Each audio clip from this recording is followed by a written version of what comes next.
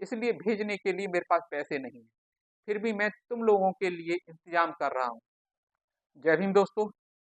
दोस्तों, आपने बाबा साहब भीमराव अंबेडकर के जीवन के बारे में और उनके जीवन से जुड़े हुए किस्सों के बारे में आप बहुत कुछ जानते होंगे, बहुत कुछ सुना होगा, हर जगह बताया समझाया जाता है। लेकिन उनके इस मुकाम तक पहुंचाने में एक बहुत बड़ा योगदान था उनकी पत्नी माता रमाबाई का। माता रमाबाई के जीवन के कुछ हिस्सों पर मैं आज प्रकाश डालने की कोशिश करूंगा। हो सकता है आप जानते होंगे उनके जीवन के बारे में, लेकिन अगर नहीं जानते हो तो फिर आप सुनिएगा। ये वीडियो बहुत ही यूजफुल, बहुत ही उपयोगी होने वाला है इस दृष्टिकोण से। तो दोस्तों, वीडियो आज का शुरू करते हैं। दोस्तों, शादी के समय रमाबाई का नाम था रामी। वह 9 या 10 साल की थी, लेकिन 1974 में एक दिए गए साक्षात्कार में रमाबाई के एकमात्र जीवित बच्चे यशवंत ने कहा था कि उनकी मां का जन्म का नाम पार्वती था। जब उनकी शादी हुई तब उनकी उम्र 12 या 15 साल की थी। उनके पिता का नाम भीकू वलंकर था, लेकिन यशवंत ने कहा कि उनके दादा का नाम भीकाजी वनांदकर था, क्योंकि वे दापोली के पास एक गांव वनांद में से थे। उनका मूल उपनाम धोत्रे, जिसे धोत्रे भी लिखा जाता है, बताया जाता है। कुछ लेखकों ने दावा किया कि धोत्रे गोपाल बाबा वलंकर से संबंधित थे, जिनका उल्लेख पहले किया गया समाज सुधारक था। रमाबाई की मां के बारे में बस इतना ही जानकारी है कि उनके 4 बच्चों को जन्म दिया था उनने, 3 लड़कियां और 1 लड़का। वह बीमार थी और जल्दी ही चल बसी थी। बच्चों का पालन पोषण उनके पिता ने किया था, जो दापोली के पास हारने पोर्ट पर मछलियों की टोकरियां ढोकर जीविका चलाते थे। एक दिन काम के दौरान उन्हें खून की उल्टी हुई और उनकी मृत्यु हो गई।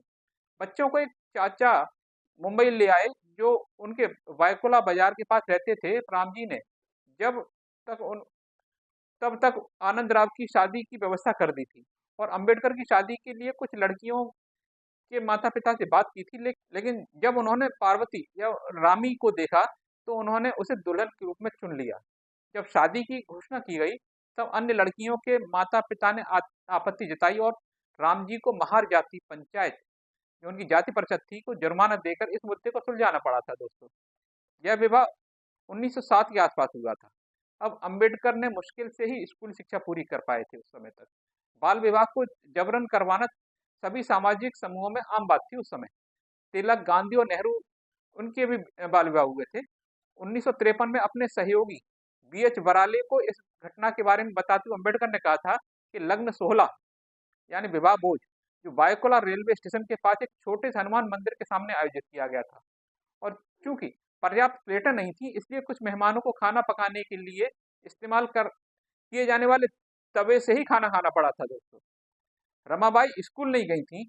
वह बहुत धार्मिक मिजाज की थी और अपनी माँ की तरह अक्सर बीमार रहा करती थी। शादी के अपने पहले 15 वर्षों में अंबेडकर 7 साल के लिए देश से बाहर रहे, 1913 से लेकर 1917 तक, और 1920 से लेकर 23 में न्यूयॉर्क और लंदन में अध्ययन किया था।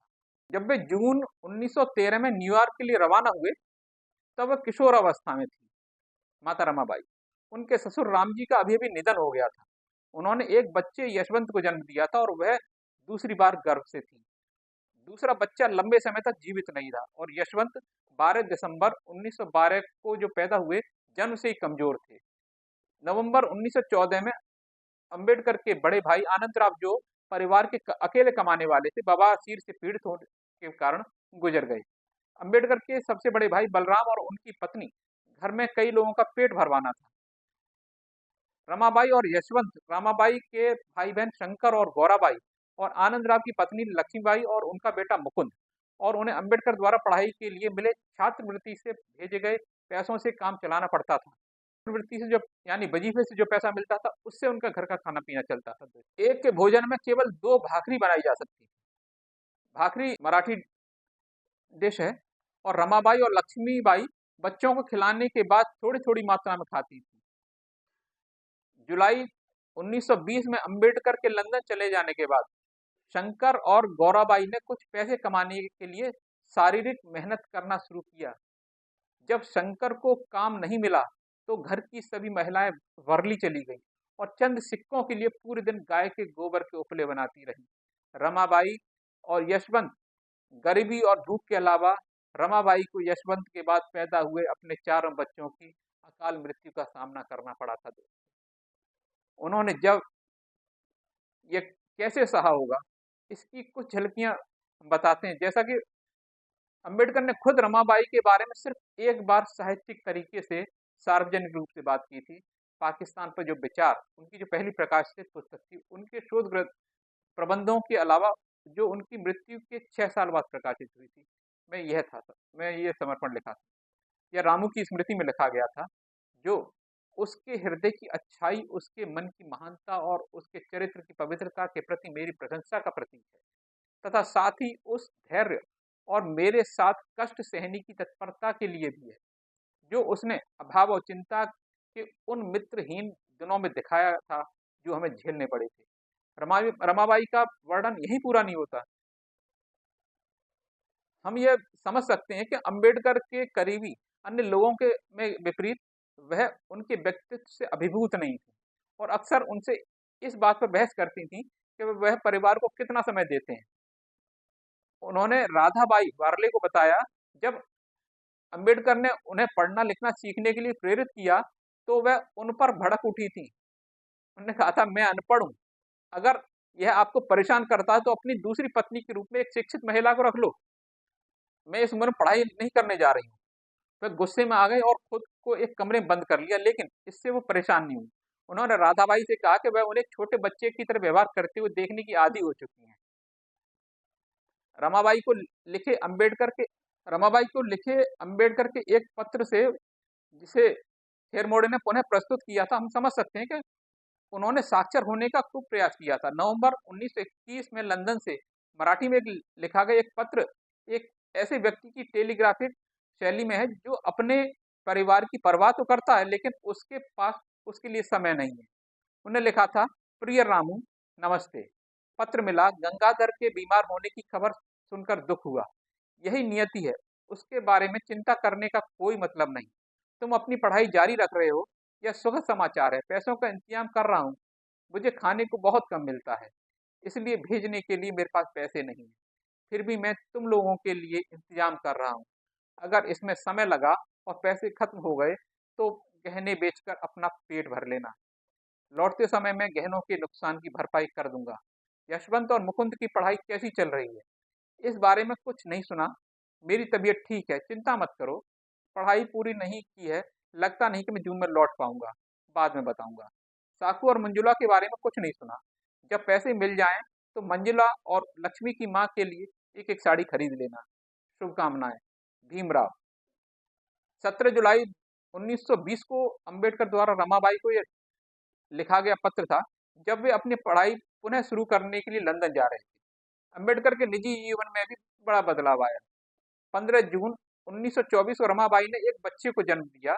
इससे पहले जन्मे 3 बच्चे, गंगाधर, रमेश और इंदिरा, जिसको इंदू कहते थे, कम उम्र में ही चल बसे थे। राजरत्न कहलाने वाले इस सबसे छोटे बच्चे को बहुत प्यार और देखभाल मिली, लेकिन उसे डबल निमोनिया हो गया।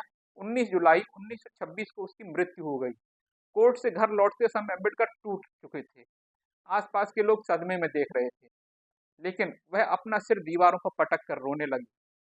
उस रात अंतिम संस्कार के बाद वह अपने दफ्तर में सोने चले गए। 1 महीने के बाद उनने अपने दोस्त दत्तोबा पवार को लिखा, यह दिखावा करने का कोई फायदा नहीं कि मेरी पत्नी और मैं अपने बेटे की मौत के सदमे से उबर चुके हैं और मुझे नहीं लगता कि हम कभी उबर पाएंगे।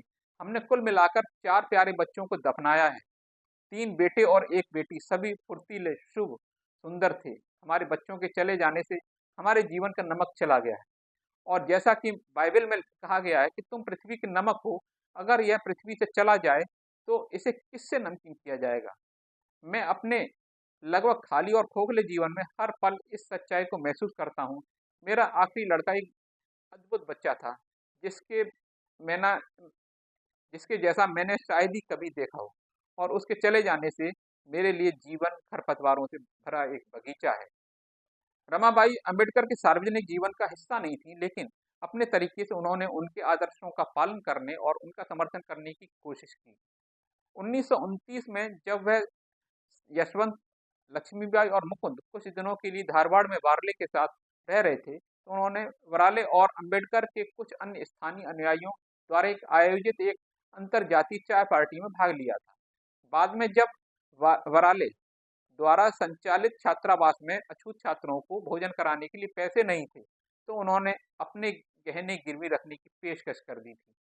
1930 के दशक की शुरुआत में जब अंबेडकर मुंबई के एक बंगले के निर्माण के लिए धन जुटाने के लिए संघर्ष कर रहे थे, तो वह अपने गहने बेचने के लिए भी तैयार हो गई थी। रमाबाई को लगातार इस बात की चिंता रहती थी कि उन्हें किस तरह का विरोध झेलना पड़ रहा है। दिसंबर 1927 में जब वह अफवाह फैली कि महाड़ के पास रायगढ़ किले में कुछ सवर्णों ने उन पर हमला किया है, तो वे टूट गई थी।